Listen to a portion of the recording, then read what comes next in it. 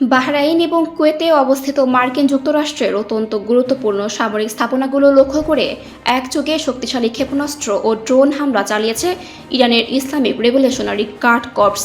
বুধবার তেহরানের পক্ষ থেকে ঘোষণা করা হয়, মার্কিন বিমান হামলার জবাবে তাদের নৌ এবং বিমান বাহিনী যৌথভাবে এই বিশাল সামরিক অভিযান পরিচালনা করেছে।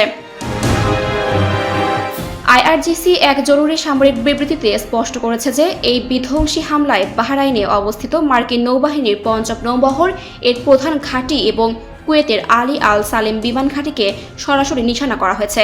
মার্কিন যুক্তরাষ্ট্রের গুরুত্বপূর্ণ সামরিক অবকাঠামোর মোট 85টি নির্দিষ্ট স্পটে এই নিখুঁত ও সফল আক্রমণ চালানো হয়েছে বলে দাবি করেছে ইরান।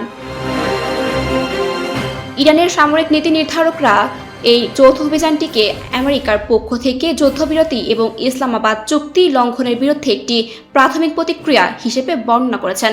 আজ বুধবার ভোরের দিকে মার্কিন বিমান বাহিনী ইরানের হরমুজগান ও মাশাহর এলাকার বেশ কয়েকটি উপকূলীয় সামরিক ঘাঁটি এবং অসামরিক স্টেশনের ওপর অবৈধ আকাশ হামলা চালানোর পরেই তেহরান এই পাল্টা পদক্ষেপ গ্রহণ করে।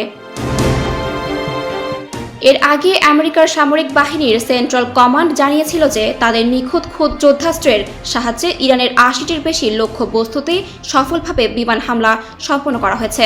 মার্কিন সেন্টকমের সেই হামলার পরপরই ইরান পাল্টা জবাব দিতে বাহরাইন ও কুয়েতে আমেরিকার ৮৫টি সামরিক স্পটে এই জোরালো আঘাত হানল। আইআরজিসি তাদের বিবৃতিতে আমেরিকার এই আকস্মিক বিমান হামলাকে ইরান প্রয়াত সর্বোচ্চ নেতার চলমান রাষ্ট্রীয় শেষকৃত্য অনুষ্ঠানের সাথে সরাসরি সম্পর্কিত বলে অভিযোগ করেছে। ইরান সামরিক কর্তৃপক্ষের মতে ওয়াশিংটন মূলত এই ধরনের উগ্র ও আকস্মিক সামরিক হামলা চালিয়ে বিশ্ববাসীর সামনে ইরানের ওই ঐতিহাসিক রাষ্ট্রীয় শোক মিছিলের গুরুত্ব ও আবেগাক্রান্ত আবহকে আড়াল করার একটি ব্যর্থ অপচেষ্টা চালাচ্ছে। ফাল্গুনী আহমেদ, ডেস্ক রিপোর্ট, আমিয়াল টিভি।